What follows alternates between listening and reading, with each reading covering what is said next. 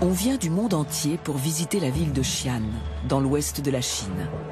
Une destination célèbre, entre autres, pour un exceptionnel trésor archéologique situé aux environs. Les touristes se pressent par milliers pour admirer cette étonnante armée de 8000 soldats de terre cuite, qui montent la garde auprès de l'empereur Qin depuis plus de 2000 ans. Pourtant, la plupart ne se doutent pas qu'à quelques kilomètres de là, un autre site funéraire abrite un trésor encore plus surprenant.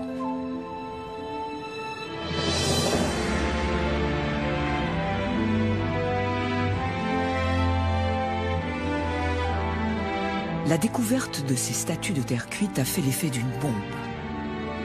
Elles ont été réalisées un demi-siècle après l'armée de l'empereur Qin. Mais il ne s'agit pas là de célébrer une grandeur militaire.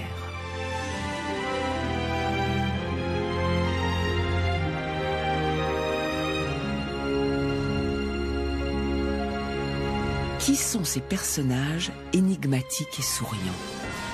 Pourquoi sont-ils nus et sans bras? Que s'est-il passé pour provoquer un changement aussi radical?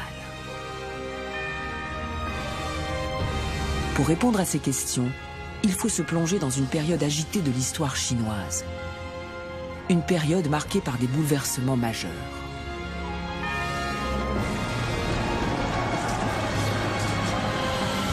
Ces grands bouleversements allaient donner naissance à l'un des empires les plus vastes et les plus prospères que la Terre ait jamais portés.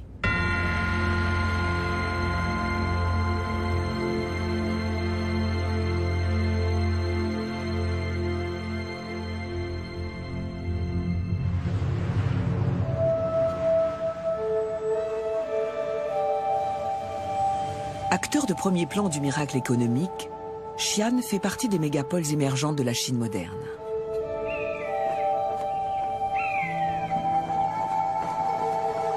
Mais c'est aussi l'un des plus anciens centres urbains du pays.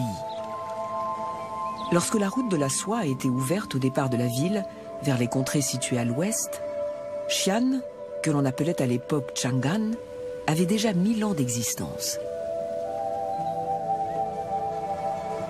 Il faut dire que Xi'an occupe un site stratégique idéal. La ville se trouve en effet sur le plateau de Xianyang, vaste étendue plane, protégée par des chaînes montagneuses et bordée de rivières.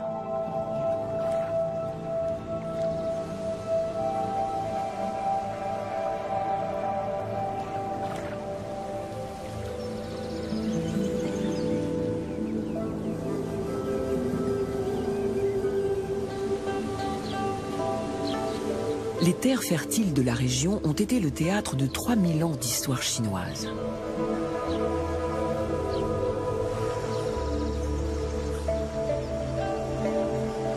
Enfouis sous l'humus dorment les vestiges de deux cultures, dont la philosophie et les ambitions étaient aux antipodes, mais qui, ensemble, ont donné naissance à la Chine d'aujourd'hui.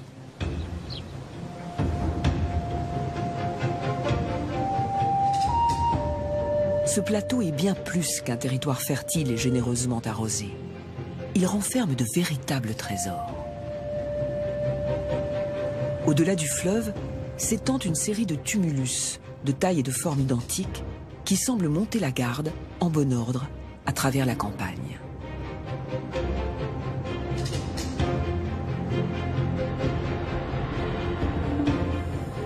Il s'agit de tombeaux. C'est en effet sur ce site vieux de 2000 ans que sont enterrés les empereurs Han occidentaux. Un site archéologique qui est probablement aujourd'hui le plus vaste au monde à n'avoir pas encore fait l'objet de fouilles. Aucun tombeau impérial n'a encore été ouvert. Autour des mausolées, la Terre a cependant commencé à livrer certains de ses secrets. Deux dynasties, celle des Qin et celle des Han occidentaux, ont inhumé ici leurs empereurs. La dynastie Han est celle qui a régné le plus longtemps sur la Chine. Elle est à l'origine d'une culture qui constitue depuis 2 millénaires les fondements même de la société chinoise. Les Han n'ont cependant pas été les premiers à régner sur une Chine unifiée. Ils ont été précédés par celui qui a véritablement forgé la nation chinoise. l'empereur Qin Shi Huangdi.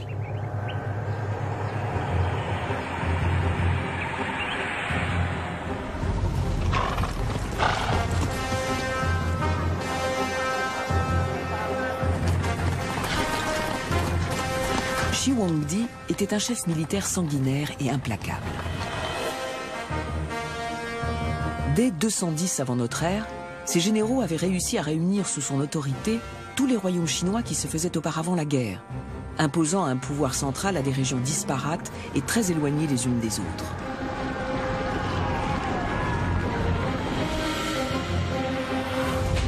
Pourtant, malgré ses succès militaires, le règne de la dynastie Qin fut de courte durée.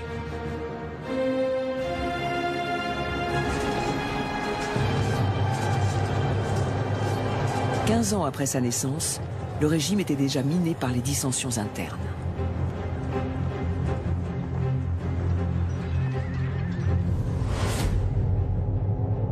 En 202 avant notre ère, le général Liu Bang renverse le dernier empereur Qin et accède au pouvoir sous le nom de Han Gaozu.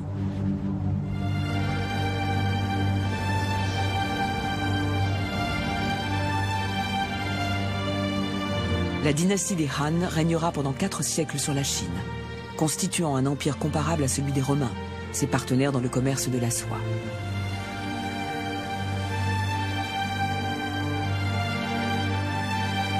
Les empereurs Han ont si profondément marqué la Chine sur le plan politique et culturel qu'aujourd'hui encore la plupart des Chinois se considèrent comme des Han.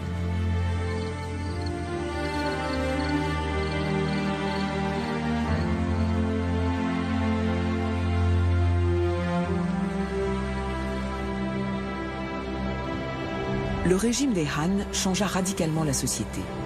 Mais la coutume d'inhumer les membres des familles impériales dans d'impressionnants mausolées fut maintenue.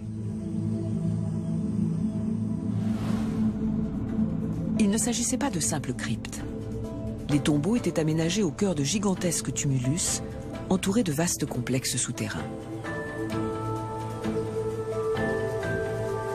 Des tombes voisines étaient prévues pour les impératrices, les concubines et les favoris du souverain.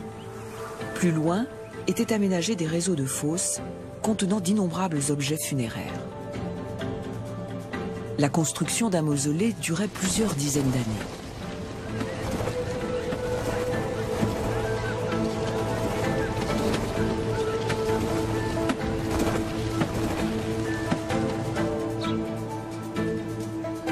Le plateau de Xianyang se prêtait parfaitement à ce type d'ouvrage. Le sol était profond et la nappe phréatique éloignée de la surface.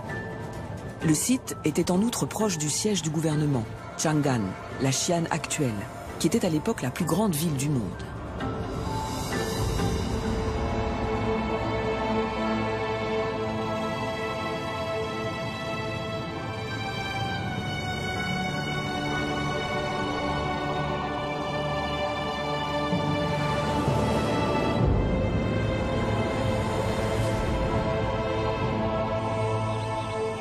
Une fois le mausolée terminé, il était recouvert d'une épaisse couche de terre.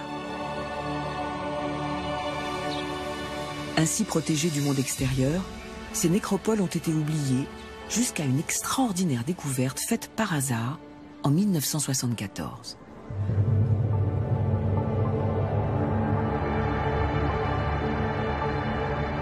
Cette année-là, on retrouve en effet sur le plateau le mausolée du premier empereur Qin, Qin Shi Huangdi. Sa sépulture contient une impressionnante armée de statues de terre cuite, célébrant non seulement la puissance de l'empereur, mais aussi la nature même de la philosophie guerrière à l'origine de la nation chinoise.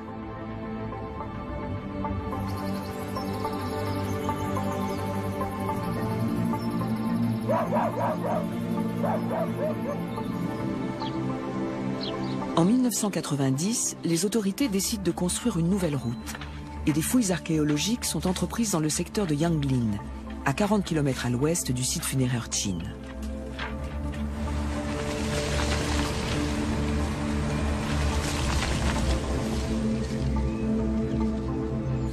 Elles mettront au jour un autre mausolée, dont le contenu va jeter un éclairage nouveau sur une période mouvementée de l'histoire ancienne de la Chine, au moment où l'idéologie conquérante des Qin est remplacée par une vision très différente des choses.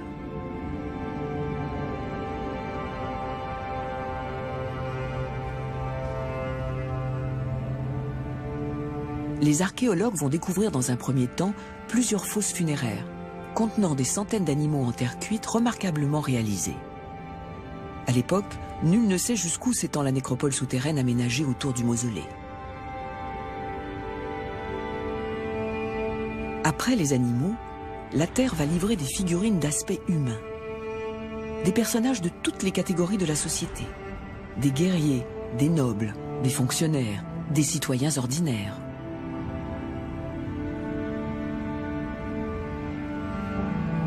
Les archéologues estiment que le secteur contient au moins 40 000 statues de ce genre.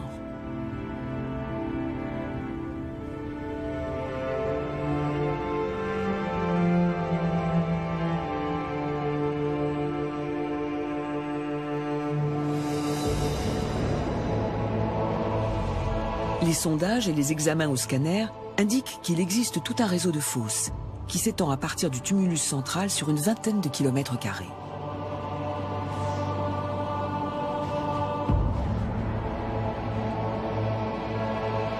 Ce mausolée est celui du 4e empereur Han, Liu Qi, alias l'empereur Jing, ou Jingdi.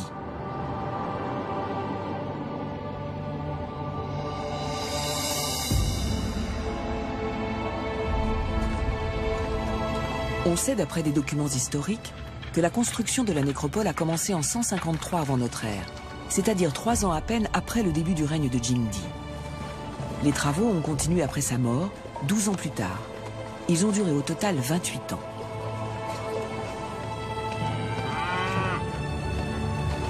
Des milliers d'ouvriers ont été amenés sur place, avec leurs familles, et se sont installés à Yangling pour les besoins du chantier. L'immense complexe funéraire impérial réalisé pendant toutes ces années couvre une surface équivalente au tiers de l'antique Chang'an. Le site de Yangli contient les tombeaux de l'empereur Jingli, des impératrices et des concubines, 2 jardins, celui du mausolée et celui du temple, les tombes de nombreux responsables militaires et politiques, de nobles et de hauts fonctionnaires, et plus de 180 fosses funéraires, renfermant une représentation complète de la cour impériale.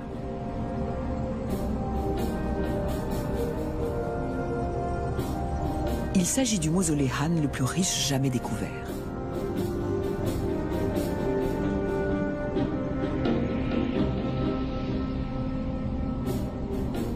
Pour les Han, ces monuments étaient une façon d'affirmer leur pouvoir, mais ils avaient également un rôle essentiel dans leur conception de la mort, perçue comme une simple étape vers l'immortalité.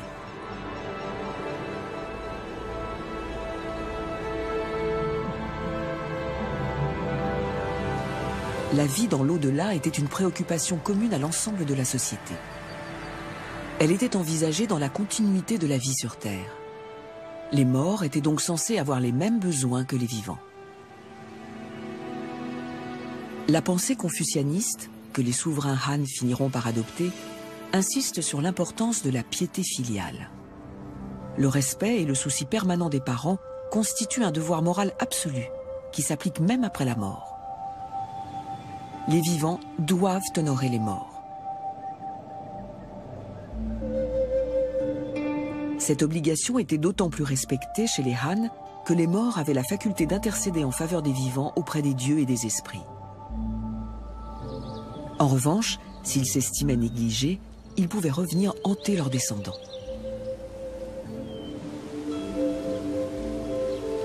Ces croyances étaient tellement enracinées dans la société que même les familles peu fortunées faisaient construire de luxueux mausolées pour leurs morts.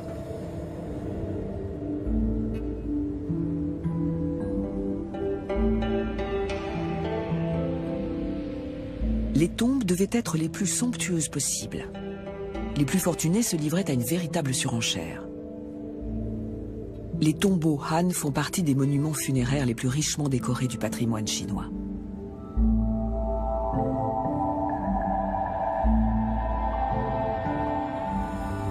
Construits en bois, en briques ou en pierre, ils comportaient souvent plusieurs salles ou chambres.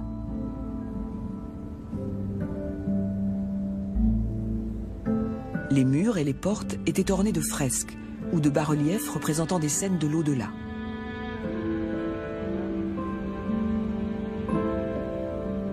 De même que la tenue vestimentaire de chacun était régie de son vivant par des lois somptuaires, la décoration des tombes et la quantité de mobilier funéraire étaient strictement codifiées. Ainsi, les matières les plus luxueuses étaient réservées aux familles de haut rang.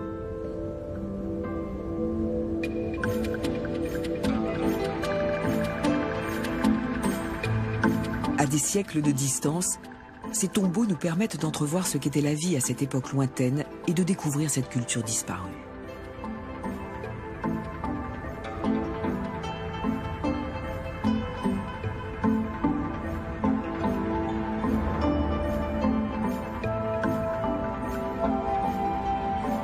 Les mausolées impériaux contiennent des trésors d'informations sur les empereurs et leur cour. Ils nous invitent à remonter le temps sur plusieurs millénaires.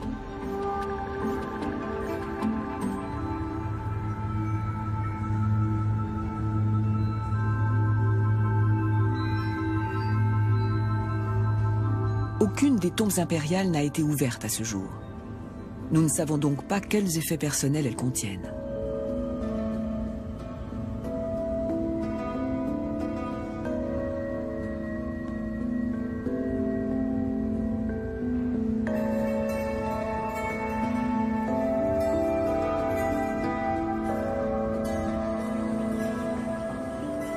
L'agencement même des nécropoles constitue une mine de renseignements. Sur le site du mausolée de Jindi, chaque fonction administrative est représentée symboliquement. C'est tout le système politique qui est reproduit sous terre. Chaque département, qu'il s'agisse des services aux souverains, de l'administration civile ou du commandement militaire, est représenté au niveau qui était le sien à Chang'an, la capitale des vivants. Le mausolée constitue ainsi une carte détaillée du système social impérial.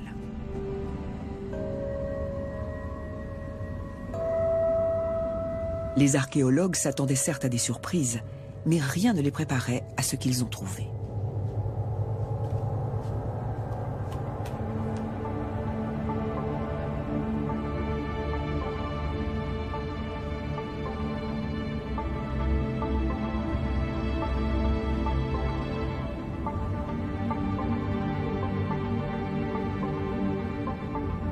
Plus de 3000 figurines humaines ont déjà été mises au jour. Et leur aspect est tout à fait inattendu.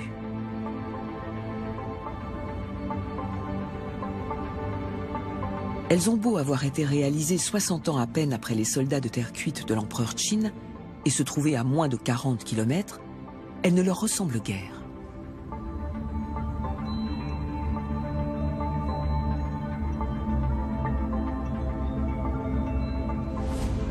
La différence la plus évidente est leur taille. Alors que les statues massives du tombeau Qin sont grandeur nature, les effigies de Jindi sont 3 fois plus petites.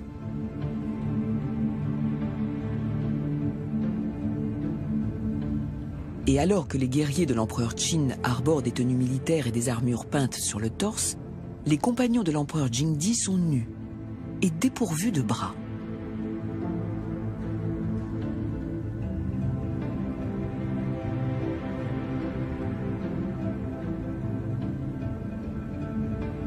Leurs corps minces sont pourtant modelés et peints dans les moindres détails, avec un souci d'exactitude anatomique, y compris pour les eunuques.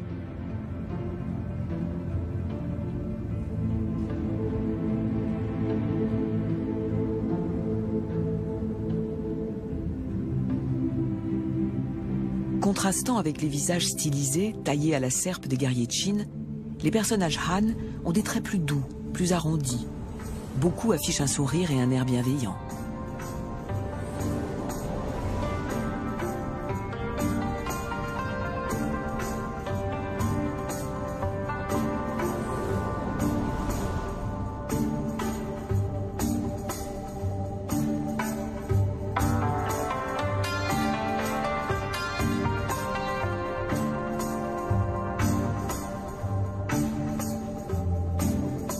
Parmi les soldats, on reconnaît des femmes.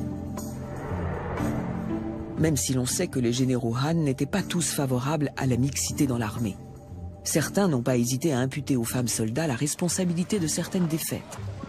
Un certain général Li Ling, après une série de revers sur le champ de bataille, aurait même fait décapiter toutes les femmes de son armée.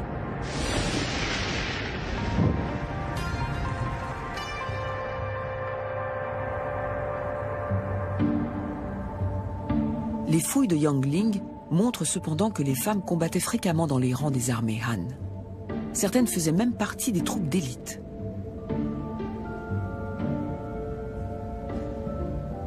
Parmi les statues féminines figurent notamment plus de 200 cavalières, montées à l'origine sur des chevaux de bois, qui ont fini par pourrir.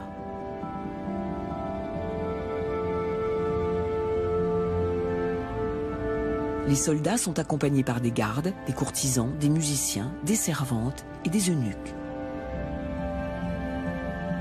Ils donnent l'image d'une société sereine, prospère et douce, très loin du modèle militariste représenté dans la nécropole Qin.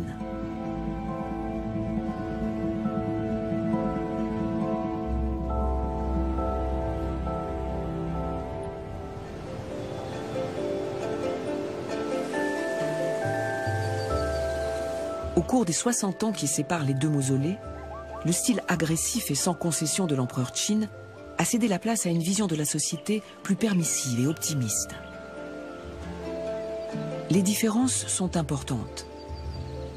Elles ne sont pas seulement le reflet de mode, mais d'un changement radical de philosophie. Les empereurs Han privilégient la paix à la guerre et encouragent la croissance économique. Il en résulte une période de prospérité sans précédent.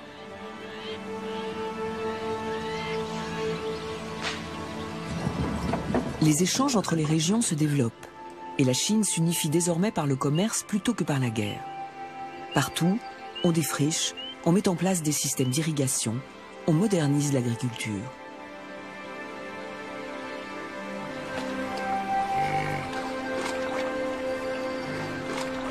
La production alimentaire augmente, et avec elle une population composée à 90% de paysans. Le mausolée de Jingdi contient des éléments montrant qu'à l'époque, la nourriture était abondante. Une grande quantité de vivres y avait été stockée en prévision du voyage dans l'au-delà. Les céréales se sont décomposées avec le temps, mais les objets parvenus jusqu'à nous témoignent d'une véritable opulence.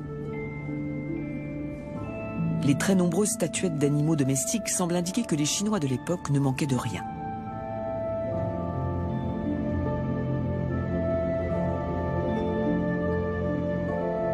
Le mausolée contenait également de l'argent, beaucoup d'argent, sous forme de pièces, un autre signe de la richesse de l'empire de Jingdi.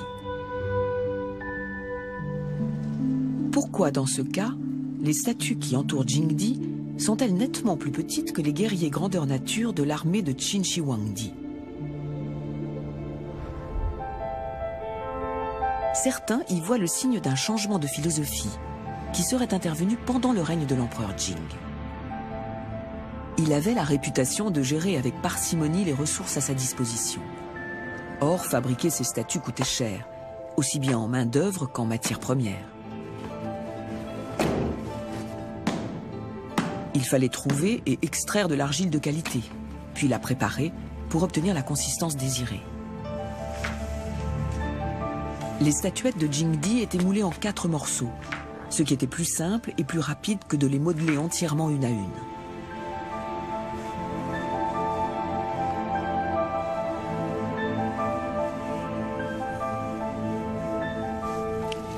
Les détails extérieurs étaient ajoutés à la main, pour faire de chaque figurine une pièce unique.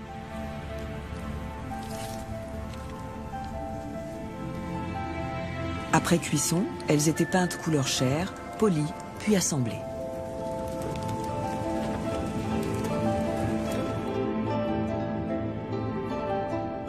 Réduire la taille des personnages permettait d'avoir un plus grand nombre de figurants à moindre frais.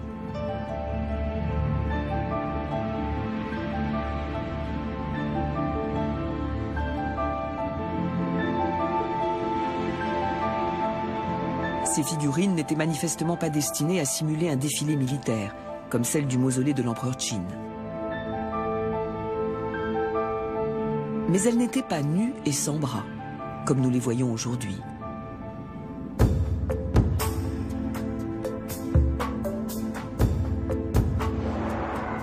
Au moment de leur inhumation, elles étaient vêtues et dotées de bras en bois articulés, qui devaient permettre de les habiller plus facilement.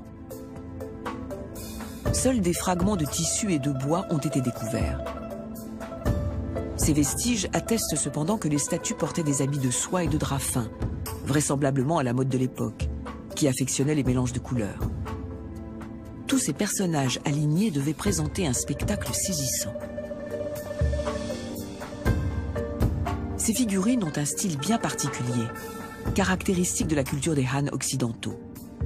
On ne le retrouve ni avant ni après eux.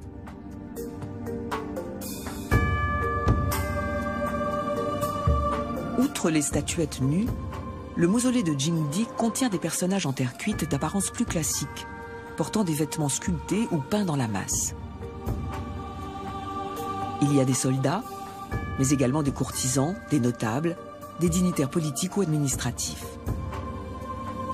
Cela nous permet d'avoir un aperçu de la vie à la cour des Han, il y a plus de 2000 ans.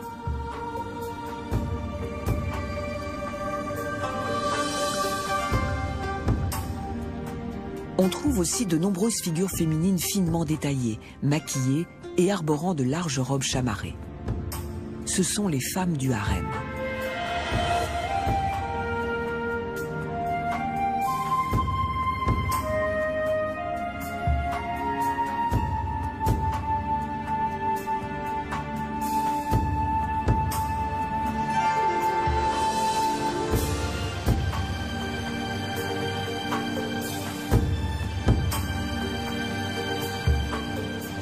Les empereurs Han avaient en effet conservé l'institution du harem, déjà présente sous la dynastie Qin.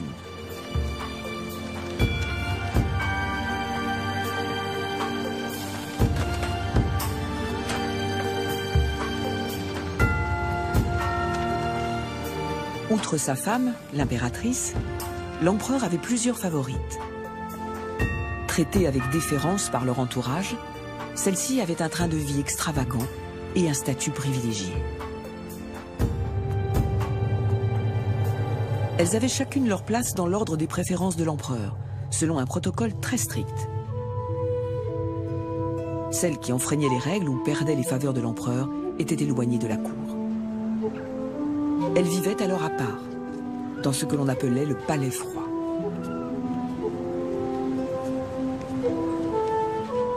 Les favorites de l'empereur pouvaient avoir un pouvoir considérable, notamment lorsqu'elles mettaient au monde un garçon, surtout si ce garçon finissait par succéder à son père.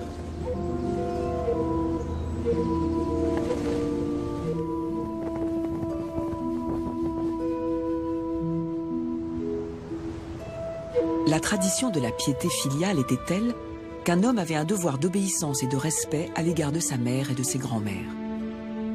L'empereur n'échappait pas à la règle. Les impératrices douairières se mêlaient souvent des affaires du palais, et même de celles de l'État, grâce à l'influence qu'elles avaient sur leurs fils.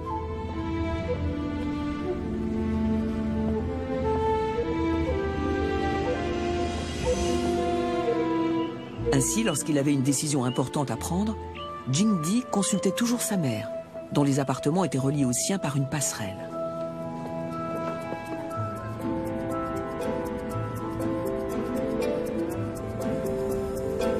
Il lui a même laissé le soin, avec sa grand-mère, de choisir sa première épouse, la future impératrice Bo, que pourtant il n'appréciait guère.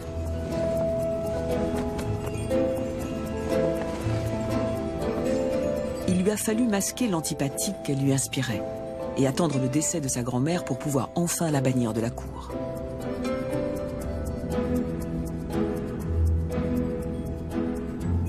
Bo étant morte prématurément, Jingdi a ensuite choisi une nouvelle impératrice plus à son goût. L'une de ses concubines, une certaine Li Ji, qui lui avait donné un fils, désigné prince héritier, semblait la candidate la mieux placée. Mais Jingdi avait alors trouvé une nouvelle favorite, Wang Zi, qui, elle aussi, lui avait donné un fils, plus jeune.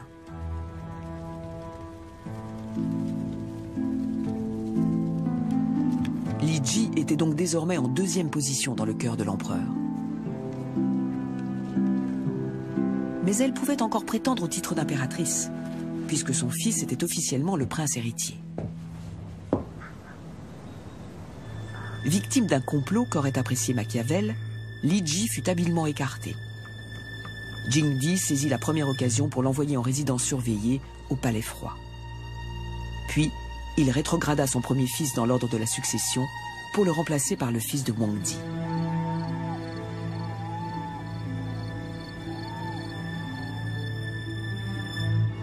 Et Huangdi devint impératrice.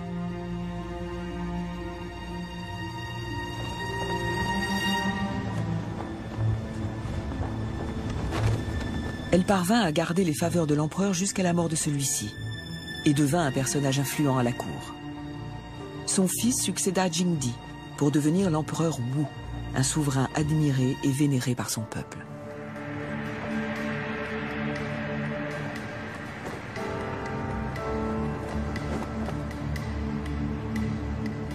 L'ascension de Huangdi peut surprendre quand on sait que l'empereur avait la possibilité de choisir toutes les femmes qui lui plaisaient. Huangdi n'était pas d'origine noble, et avant d'arriver au palais, elle avait déjà été mariée et avait eu une fille.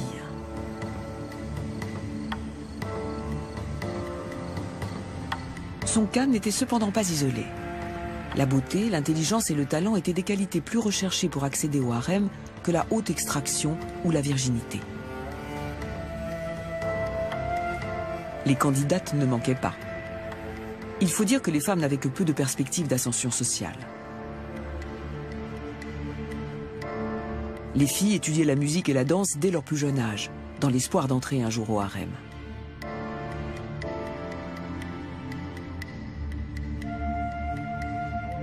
Mais la voie était semée d'embûches. Les méandres de la politique étaient imprévisibles, comme l'apprit Liji à ses dépens, et la cour était un nid d'intrigues.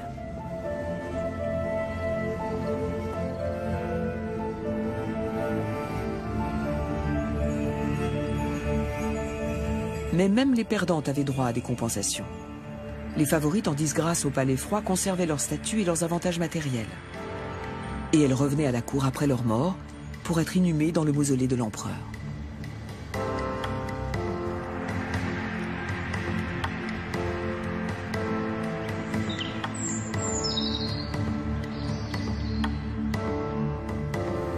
Les centaines d'objets retrouvés dans le mausolée de Jingdi dénotent un goût certain pour le raffinement à la cour des Han. La tenue vestimentaire traduisait très précisément le rang social et la fortune de chacun.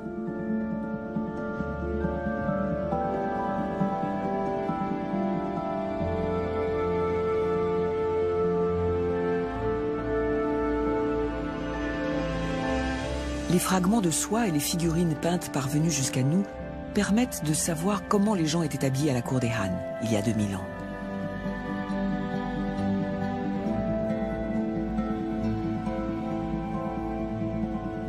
L'industrie de la soie était florissante, et le tissu utilisé pour les habits des courtisans était orné de motifs élaborés.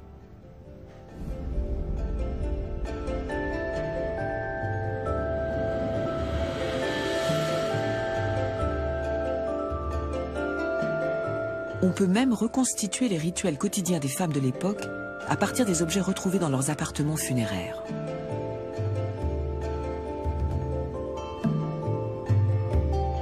La mode du maquillage ne date manifestement pas d'hier. Les produits employés ont franchi les siècles. Mascara, poudre et rouge à joues ainsi que les accessoires pour les appliquer. Et même la pince à épiler.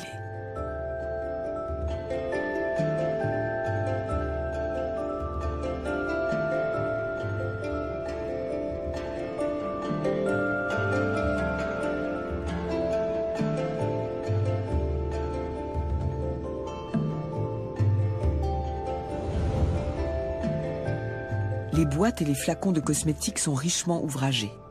Finement gravés et peints, ils témoignent d'un extrême raffinement.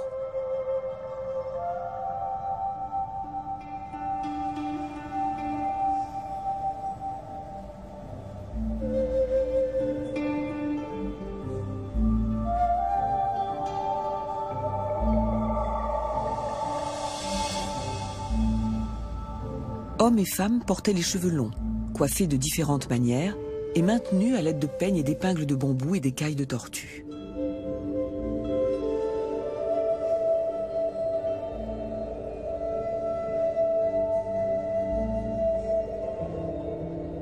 La tête était souvent ceinte d'un bandeau de soie ou de lin.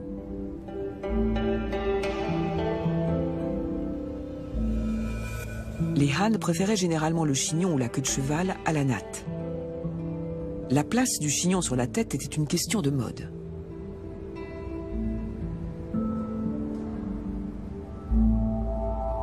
Les cheveux avaient un caractère sacré. Couper les cheveux de quelqu'un sans lui demander sa permission était considéré comme une grave offense. Les criminels notamment étaient condamnés à avoir la tête rasée. Le contenu du mausolée de l'empereur Jingdi nous apprend à quoi ressemblaient les Han occidentaux, mais également ce qu'ils mangeaient. Nous savons que la base de leur alimentation était constituée de céréales, comme le riz, le millet et le blé, et de légumineuses. Le mausolée contient en outre des centaines d'animaux. Tous n'étaient cependant pas consommés. Les chevaux étaient utilisés pour le transport et pour la guerre. L'armée Han en possédait des centaines de milliers. Le cheval était bien plus qu'un animal utilitaire. Il était apprécié pour sa beauté et constituait un signe extérieur de richesse.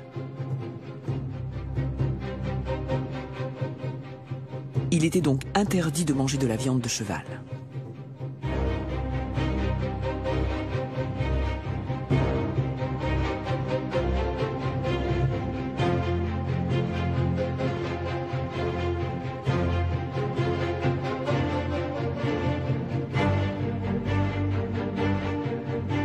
Le bœuf était considéré comme moins noble, mais il n'était pas consommé lui non plus. Il servait d'animal de trait et jouait un rôle vital dans l'agriculture. Les porcs, les moutons, les chèvres, les poules et les chiens étaient en revanche élevés pour leur chair.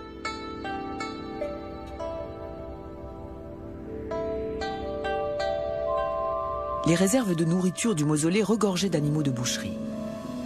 Les porcelets et les jeunes chiens étaient particulièrement appréciés.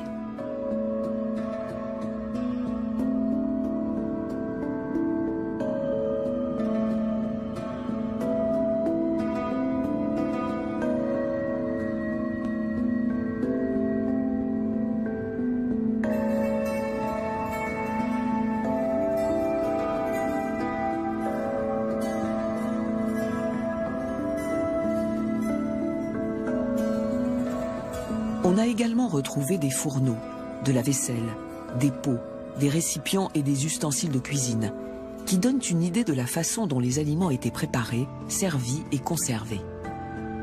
Certains bols sont recouverts d'une feuille d'or, qui faisait peut-être office de conservateur. Manifestement, le régime alimentaire des Chinois et leur cuisine n'ont guère changé depuis l'époque des Han occidentaux.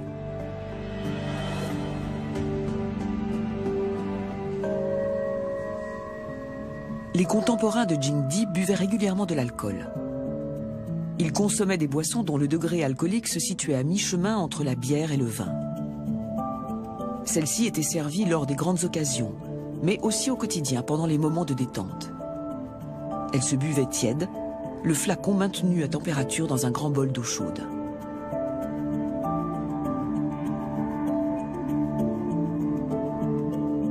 Apparemment, les Chinois de l'époque aimaient se retrouver pour boire et jouer à des jeux de hasard.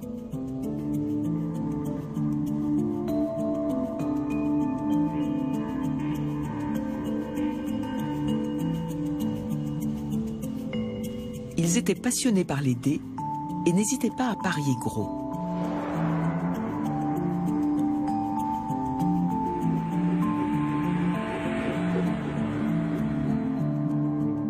Ils jouaient aussi à un jeu stratégique et sophistiqué semblable aux échecs, demandant beaucoup d'adresse. Un jeu sérieux, qui ne s'accompagnait probablement pas de consommation d'alcool.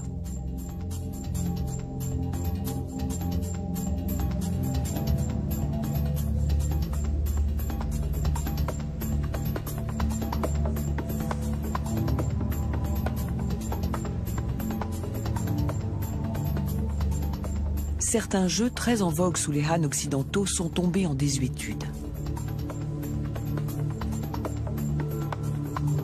Les règles du Liubo ont été oubliées, et il est aujourd'hui impossible de comprendre pourquoi ce jeu suscitait un tel engouement il y a 2000 ans.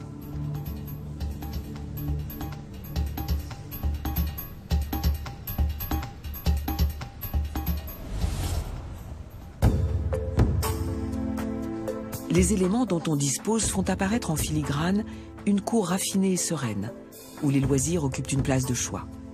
La musique, le chant, la danse et l'acrobatie étaient manifestement très prisés.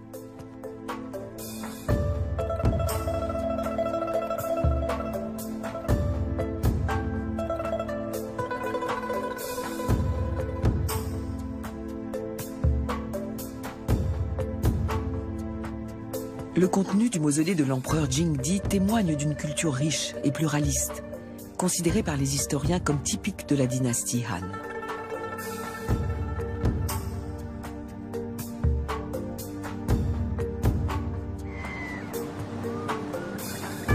Les mausolées de Qinshi Huangdi et de Han Jingdi ne sont séparés que d'une quarantaine de kilomètres et d'une soixantaine d'années, mais les messages qu'ils envoient, par statues d'argile interposées, sont très différents.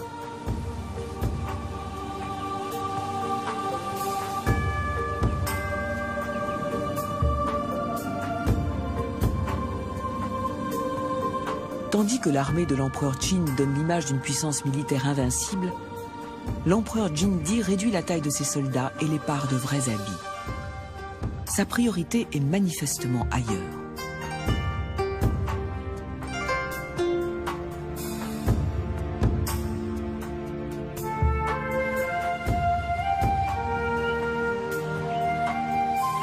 Ce que confirment les faits. Sous le règne de Jingdi, les guerres sont bien moins fréquentes et le palais s'occupe avant tout de ce qui deviendra la priorité de la dynastie Han. Édifier une nation en procédant à des réformes économiques et sociales.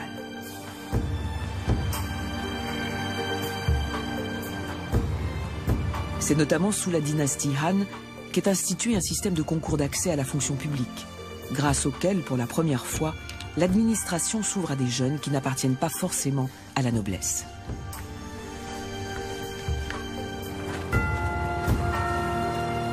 Grâce au progrès de l'agriculture et à la croissance démographique, les saisons d'abondance se succèdent, permettant de constituer des stocks en prévision des famines futures ou de catastrophes naturelles.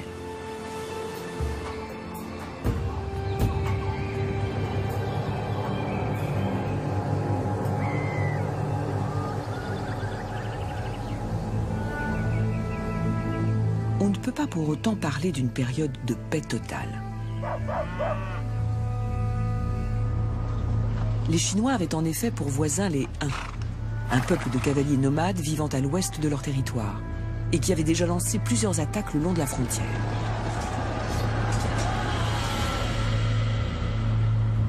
Les incursions étaient sporadiques, malgré le mur construit autour de Chang'an en 191 avant notre ère par le deuxième empereur Han, qui faisait de la ville une véritable forteresse. Cette prodigieuse muraille, longue de 26 km et large par endroits de 16 mètres à la base, représentait une prouesse technique.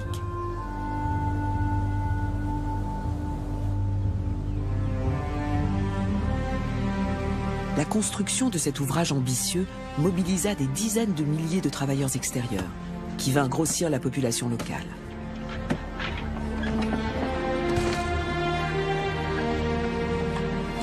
Protégé par ce mur et conforté par le dynamisme démographique, aussi bien dans la capitale que dans les campagnes, Jingdi put se consacrer pleinement à ses réformes.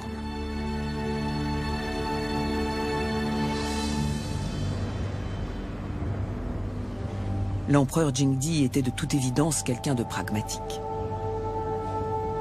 Il avait pour ambition de faire la paix avec les diverses minorités qui menaçaient ses frontières, en arrangeant des mariages entre leurs chefs et des femmes Han.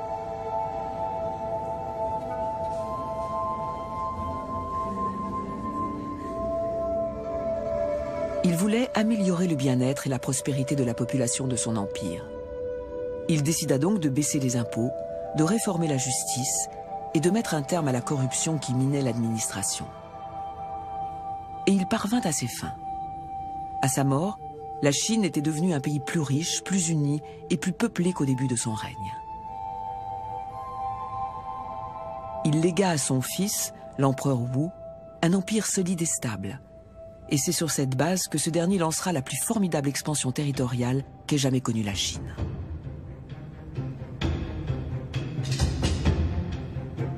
L'empire Han a duré plus de 400 ans. plus que toutes les autres dynasties ayant régné sur la Chine. Il a profondément marqué la société chinoise dans une foule de domaines.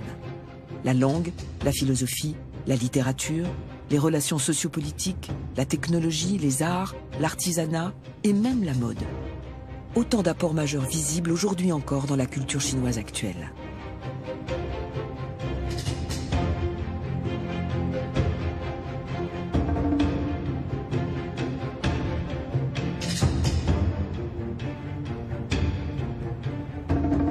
Rien de tout cela n'aurait été possible sans l'empereur Qin, ses ambitions et son militarisme, magistralement exprimés par son armée de soldats de terre cuite.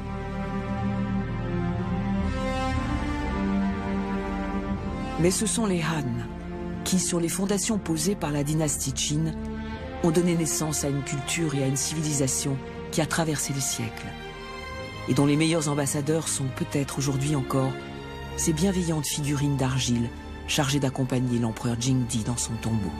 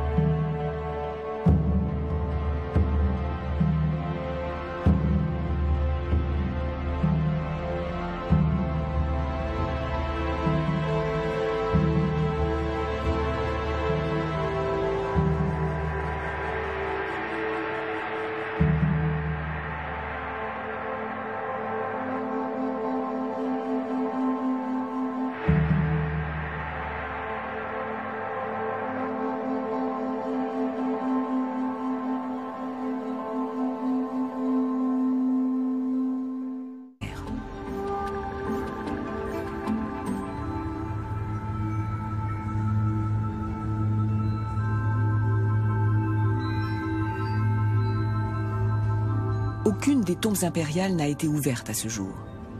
Nous ne savons donc pas quels effets personnels elles contiennent.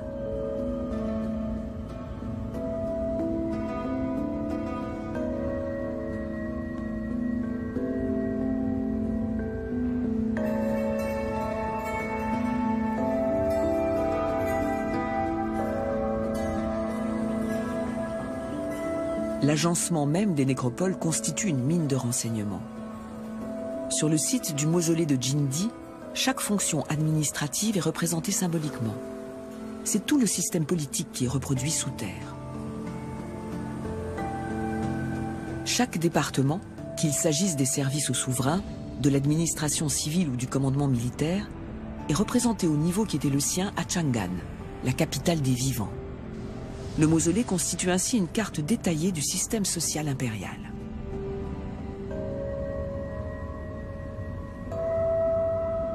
Les archéologues s'attendaient certes à des surprises, mais rien ne les préparait à ce qu'ils ont trouvé.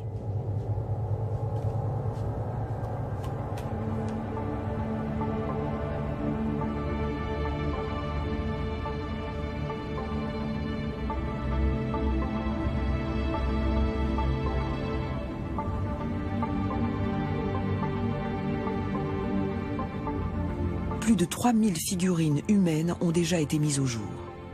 Et leur aspect est tout à fait inattendu.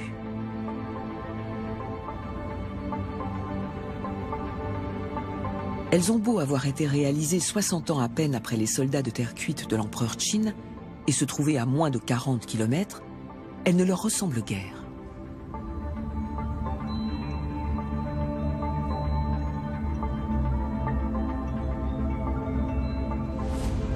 La différence la plus évidente est leur taille. Alors que les statues massives du tombeau Qin sont grandeur nature, les effigies de Jingdi sont 3 fois plus petites.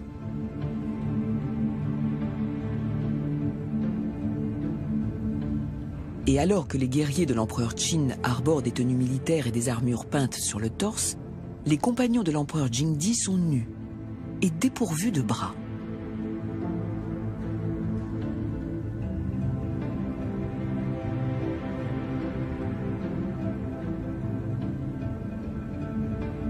Leurs corps minces sont pourtant modelés et peints dans les moindres détails, avec un souci d'exactitude anatomique, y compris pour les eunuques.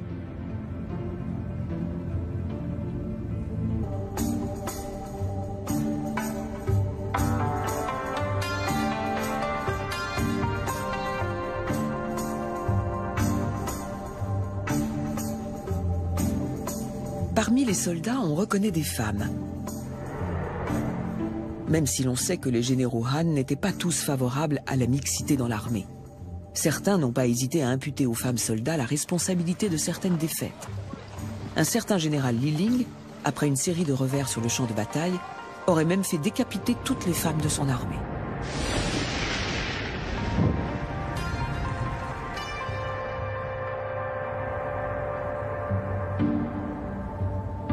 Les fouilles de Yangling montrent cependant que les femmes combattaient fréquemment dans les rangs des armées Han. Certaines faisaient même partie des troupes d'élite.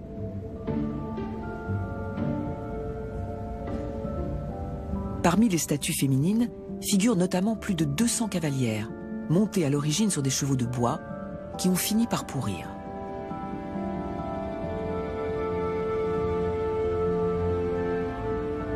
Les soldats sont accompagnés par des gardes, des courtisans, des musiciens, des servantes et des eunuques. Ils donnent l'image d'une société sereine, prospère et douce, très loin du modèle militariste représenté dans la nécropole Qin.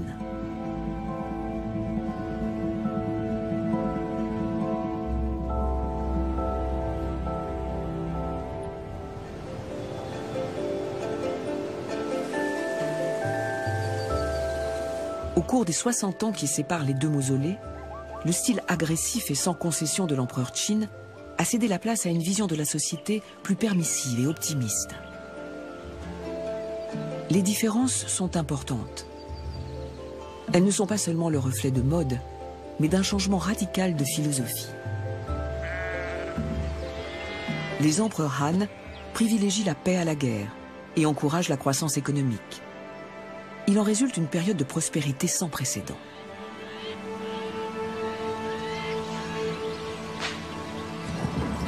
Les échanges entre les régions se développent et la Chine s'unifie désormais par le commerce plutôt que par la guerre. Partout, on défriche, on met en place des systèmes d'irrigation, on modernise l'agriculture.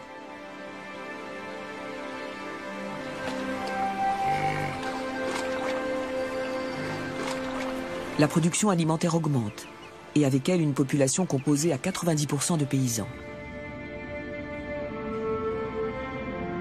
Le mausolée de Jingdi contient des éléments montrant qu'à l'époque, la nourriture était abondante.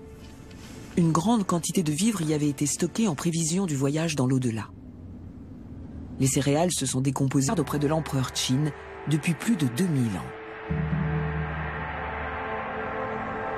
Pourtant, la plupart ne se doutent pas qu'à quelques kilomètres de là, un autre site funéraire abrite un trésor encore plus surprenant.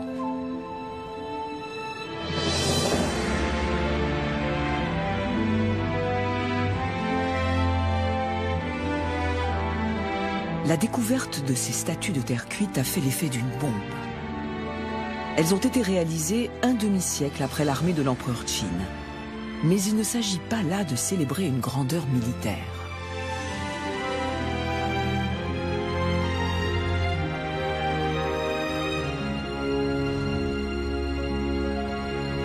Qui sont ces personnages énigmatiques et souriants? Pourquoi sont-ils nus et sans bras? Que s'est-il passé pour provoquer un changement aussi radical? Pour répondre à ces questions, il faut se plonger dans une période agitée de l'histoire chinoise. Une période marquée par des bouleversements majeurs.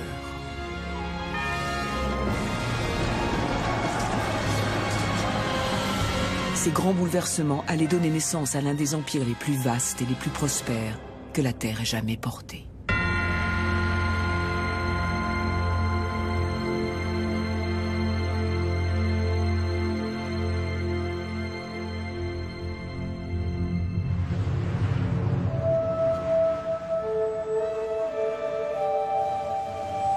Acteur de premier plan du miracle économique, Xi'an fait partie des mégapoles émergentes de la Chine moderne.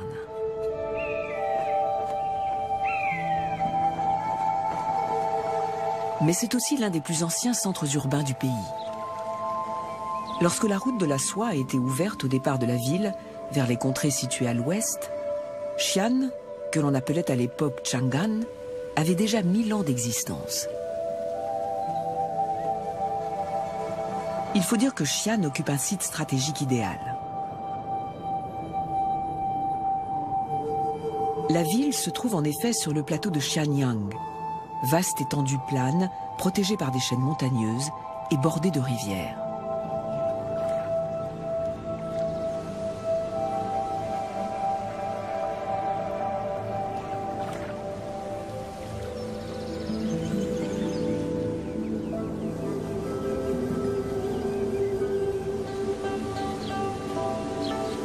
Les terres fertiles de la région ont été le théâtre de 3000 ans d'histoire chinoise.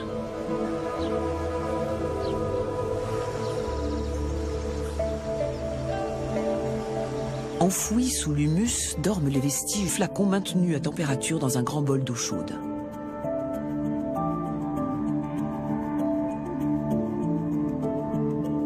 Apparemment, les Chinois de l'époque aimaient se retrouver pour boire et jouer à des jeux de hasard.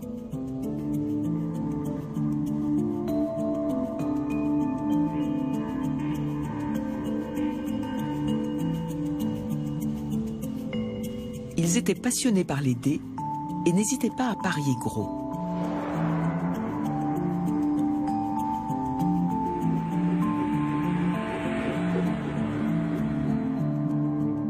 Ils jouaient aussi à un jeu stratégique et sophistiqué semblable aux échecs, demandant beaucoup d'adresse. Un jeu sérieux, qui ne s'accompagnait probablement pas de consommation d'alcool.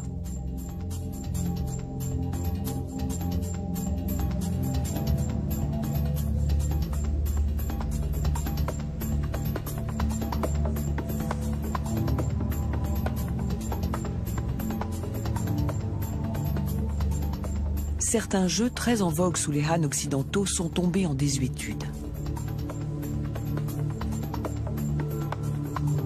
Les règles du Liubo ont été oubliées, et il est aujourd'hui impossible de comprendre pourquoi ce jeu suscitait un tel engouement il y a 2000 ans.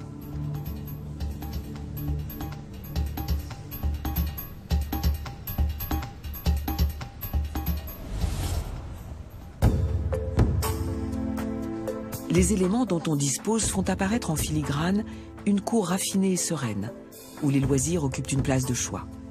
La musique, le chant, la danse et l'acrobatie étaient manifestement très prisés.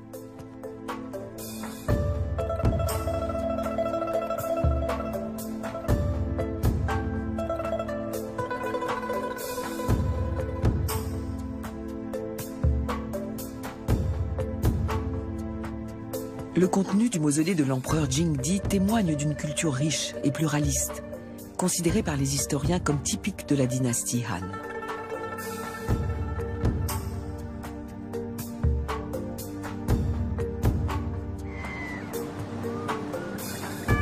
Les mausolées de Qinshi Huangdi et de Han Jingdi ne sont séparés que d'une quarantaine de kilomètres et d'une soixantaine d'années, mais les messages qu'ils envoient, par statues d'argile interposées, sont très différents.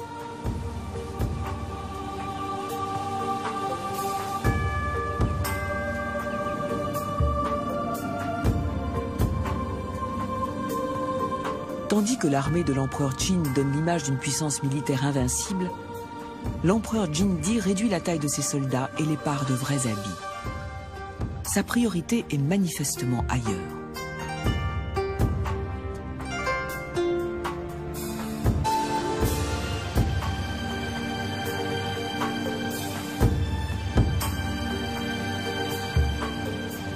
Les empereurs Han avaient en effet conservé l'institution du harem, déjà présente sous la dynastie Qin.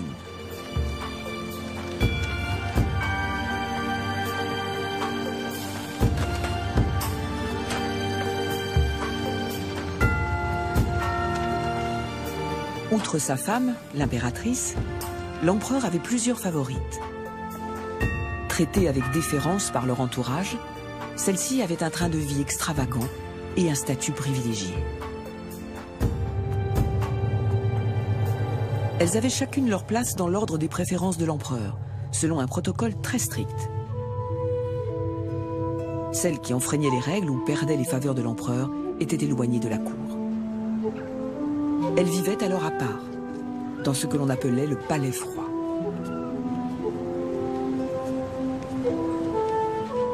Les favorites de l'empereur pouvaient avoir un pouvoir considérable, notamment lorsqu'elles mettaient au monde un garçon, surtout si ce garçon finissait par succéder à son père.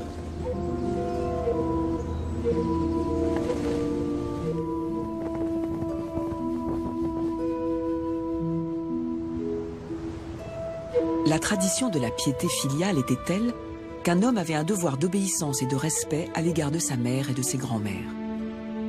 L'empereur n'échappait pas à la règle. Les impératrices douairières se mêlaient souvent des affaires du palais, et même de celles de l'État, grâce à l'influence qu'elles avaient sur leurs fils.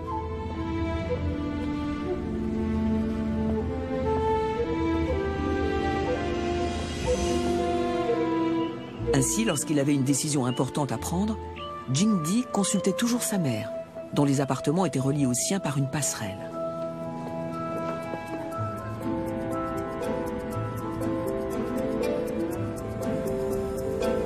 Il lui a même laissé le soin, avec sa grand-mère, de choisir sa première épouse, la future impératrice Bo, que pourtant il n'appréciait guère.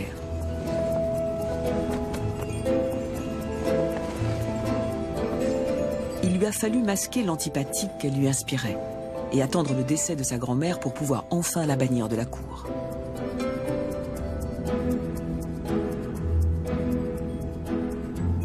Bo étant morte prématurément, Jingdi a ensuite choisi une nouvelle impératrice plus à son goût.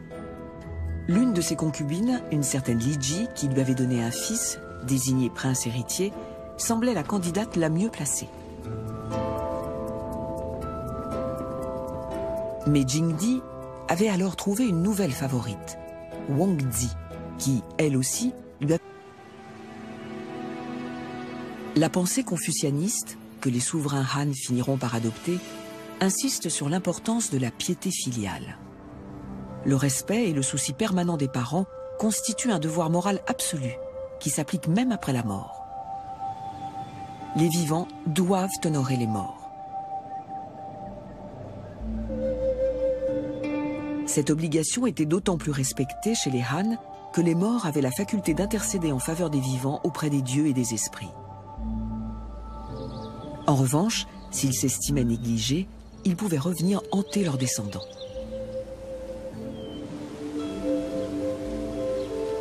Ces croyances étaient tellement enracinées dans la société que même les familles peu fortunées faisaient construire de luxueux mausolées pour leurs morts.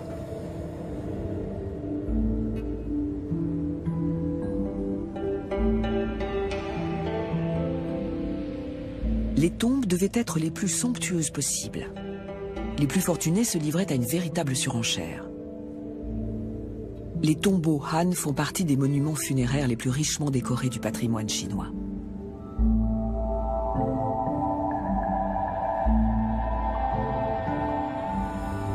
Construits en bois, en briques ou en pierre, ils comportaient souvent plusieurs salles ou chambres.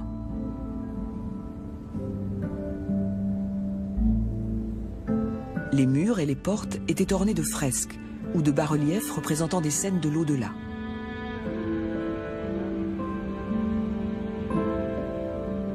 De même que la tenue vestimentaire de chacun était régie de son vivant par des lois somptuaires, la décoration des tombes et la quantité de mobilier funéraire étaient strictement codifiées.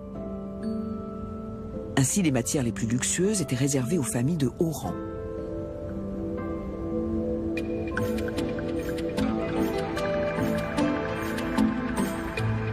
À des siècles de distance, ces tombeaux nous permettent d'entrevoir ce qu'était la vie à cette époque lointaine et de découvrir cette culture disparue.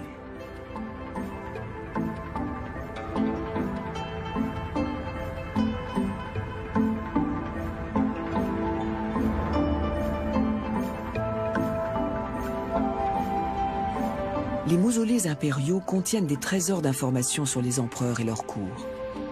Ils nous invitent à remonter le temps sur plusieurs millénaires.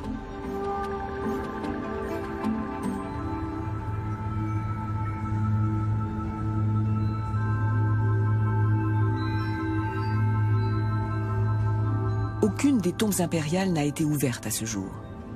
Nous ne savons donc pas quels effets personnels elles contiennent.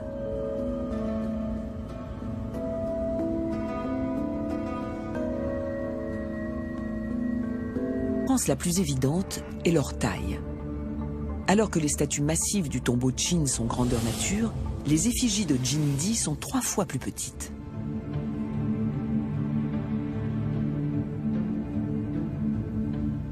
Et alors que les guerriers de l'empereur Qin arborent des tenues militaires et des armures peintes sur le torse, les compagnons de l'empereur Jingdi sont nus et dépourvus de bras.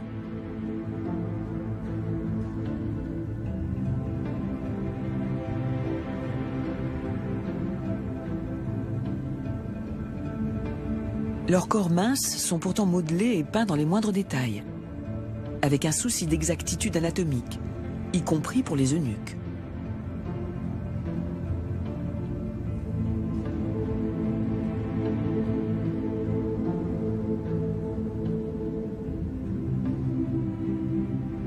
Contrastant avec les visages stylisés, taillés à la serpe des guerriers Qin, les personnages Han ont des traits plus doux, plus arrondis.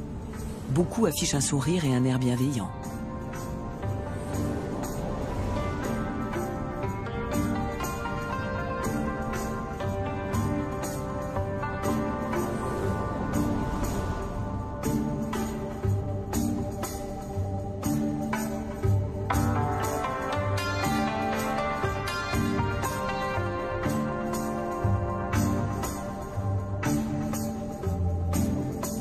Parmi les soldats, on reconnaît des femmes. Même si l'on sait que les généraux Han n'étaient pas tous favorables à la mixité dans l'armée. Certains n'ont pas hésité à imputer aux femmes soldats la responsabilité de certaines défaites.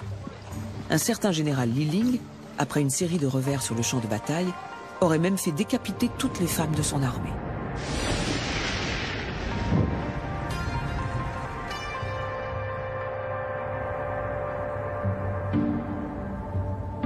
Les fouilles de Yangling montrent cependant que les femmes combattaient fréquemment dans les rangs des armées Han.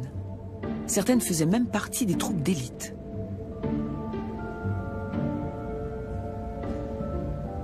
Parmi les statues féminines figurent notamment plus de 200 cavalières, montées à l'origine sur des chevaux de bois, qui ont fini par pourrir.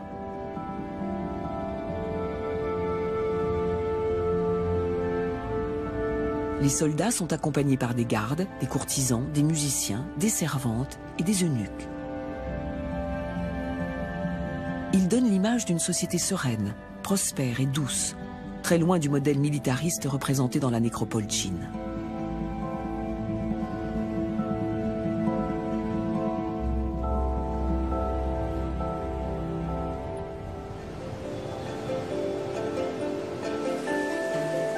À l'égard de sa mère et de ses grands-mères. L'empereur n'échappait pas à la règle. Les impératrices douairières se mêlaient souvent des affaires du palais, et même de celles de l'État, grâce à l'influence qu'elles avaient sur leurs fils.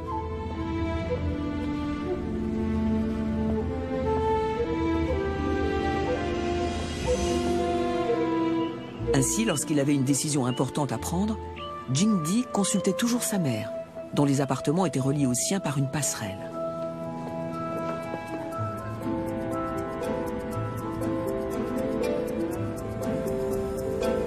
Il lui a même laissé le soin, avec sa grand-mère, de choisir sa première épouse, la future impératrice Bo, que pourtant il n'appréciait guère.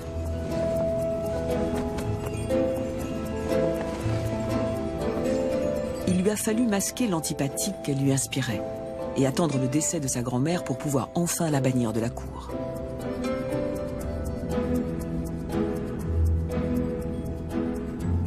Bo étant morte prématurément, Jingdi a ensuite choisi une nouvelle impératrice plus à son goût. L'une de ses concubines, une certaine Li Ji, qui lui avait donné un fils, désigné prince héritier, semblait la candidate la mieux placée. Mais Jingdi avait alors trouvé une nouvelle favorite, Wang Zi, qui, elle aussi, lui avait donné un fils, plus jeune.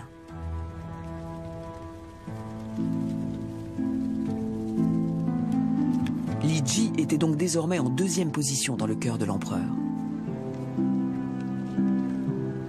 Mais elle pouvait encore prétendre au titre d'impératrice, puisque son fils était officiellement le prince héritier.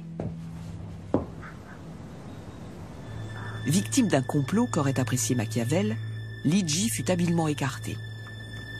Jingdi saisit la première occasion pour l'envoyer en résidence surveillée au palais froid. Puis, il rétrograda son premier fils dans l'ordre de la succession pour le remplacer par le fils de Wang Zi.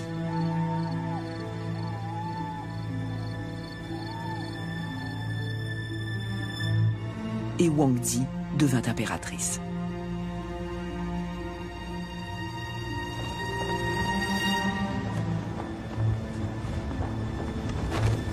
Elle parvint à garder les faveurs de l'empereur jusqu'à la mort de celui-ci et devint un personnage influent à la cour. Son fils succéda à Jingdi pour devenir l'empereur Wu, un souverain admiré et vénéré par son peuple.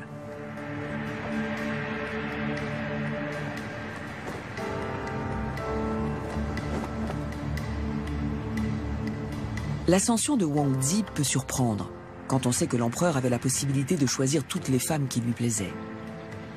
Huangdi n'était pas d'origine.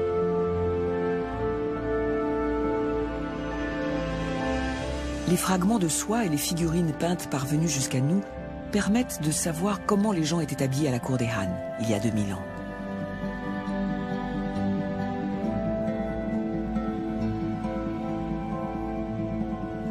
L'industrie de la soie était florissante et le tissu utilisé pour les habits des courtisans était orné de motifs élaborés.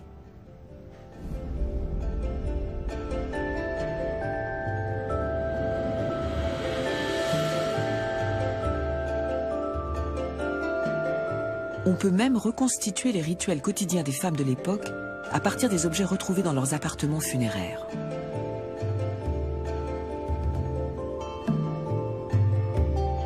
La mode du maquillage ne date manifestement pas d'hier. Les produits employés ont franchi les siècles. Mascara, poudre et rouge à joues ainsi que les accessoires pour les appliquer. Et même la pince à épiler.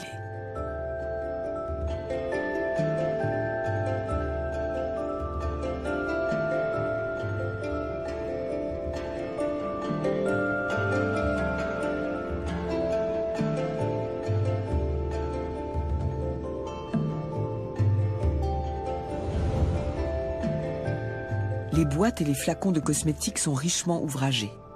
Finement gravés et peints, ils témoignent d'un extrême raffinement.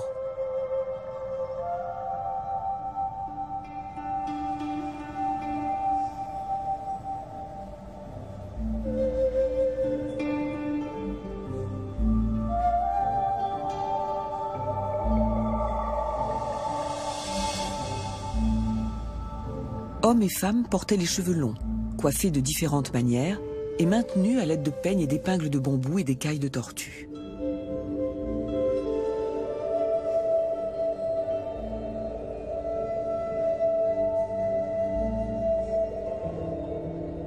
La tête était souvent ceinte d'un bandeau de soie ou de lin.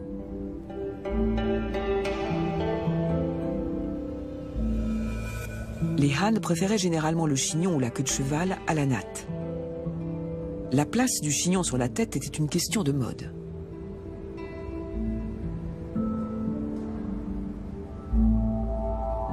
Les cheveux avaient un caractère sacré. Couper les cheveux de quelqu'un sans lui demander sa permission était considéré comme une grave offense. Les criminels notamment étaient condamnés à avoir la tête rasée. Le contenu du mausolée de l'empereur Jingdi nous apprend à quoi ressemblaient les Han occidentaux, mais également ce qu'ils mangeaient. Nous savons que la base de leur Nous savons que la base de leur alimentation était constituée de céréales, comme le riz, le millet et le blé, et de légumineuses. Le mausolée contient en outre des centaines d'animaux. Tous n'étaient cependant pas consommés. Les chevaux étaient utilisés pour le transport et pour la guerre. L'armée Han en possédait des centaines de milliers. Le cheval était bien plus qu'un animal utilitaire. Il était apprécié pour sa beauté et constituait un signe extérieur de richesse. Il était donc interdit de manger de la viande de cheval.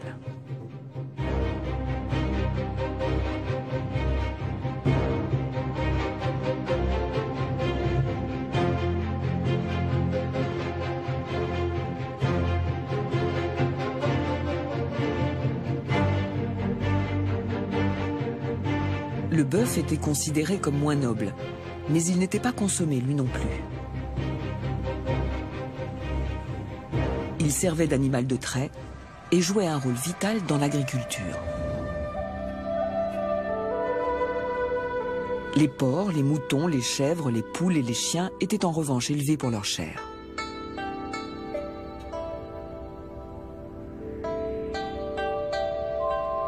Les réserves de nourriture du mausolée regorgeaient d'animaux de boucherie. Les porcelets et les jeunes chiens étaient particulièrement appréciés.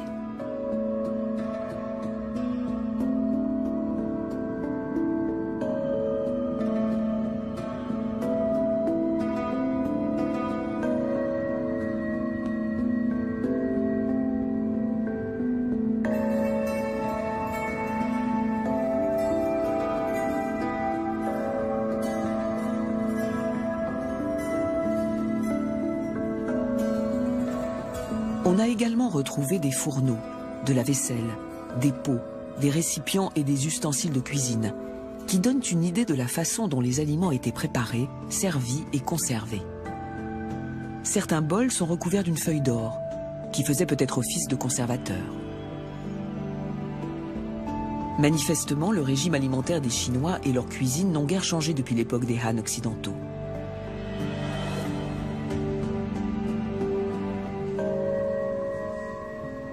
Les contemporains de Jingdi buvaient régulièrement de l'alcool. Ils consommaient des boissons dont le degré alcoolique se situait à mi-chemin entre la bière et le vin. Celles-ci étaient servies lors des grandes occasions, mais aussi au quotidien pendant les moments de détente. Elles se buvaient tièdes, le flacon maintenu à température dans un grand bol d'eau chaude.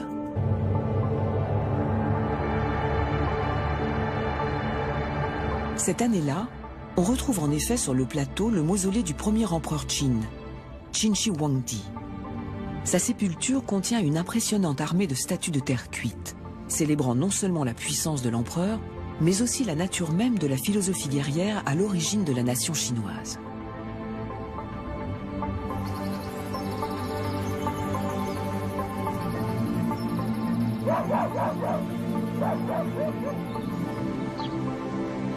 En 1990, les autorités décident de construire une nouvelle route et des fouilles archéologiques sont entreprises dans le secteur de Yanglin, à 40 km à l'ouest du site funéraire Qin.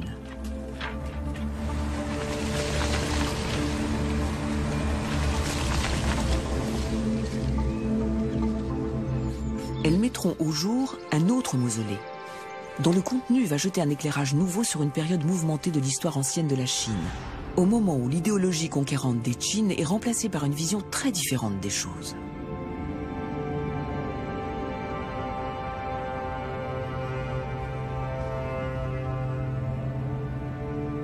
Les archéologues vont découvrir dans un premier temps plusieurs fosses funéraires, contenant des centaines d'animaux en terre cuite remarquablement réalisés.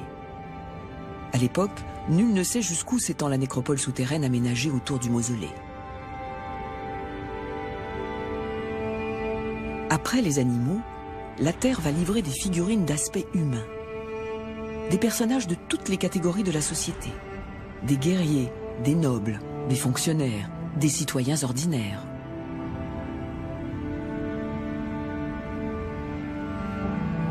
Les archéologues estiment que le secteur contient au moins 40 000 statues de ce genre.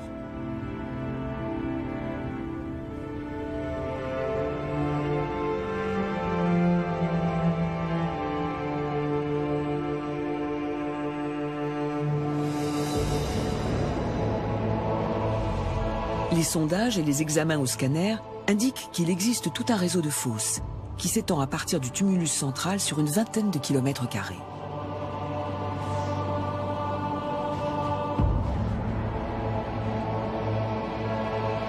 Ce mausolée est celui du 4e empereur Han, Liu Qi, alias l'empereur Jing, ou Jingdi.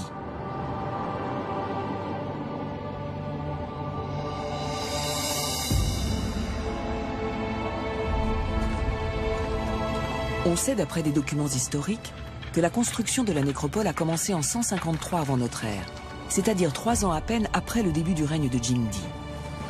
Les travaux ont continué après sa mort, 12 ans plus tard. Ils ont duré au total 28 ans.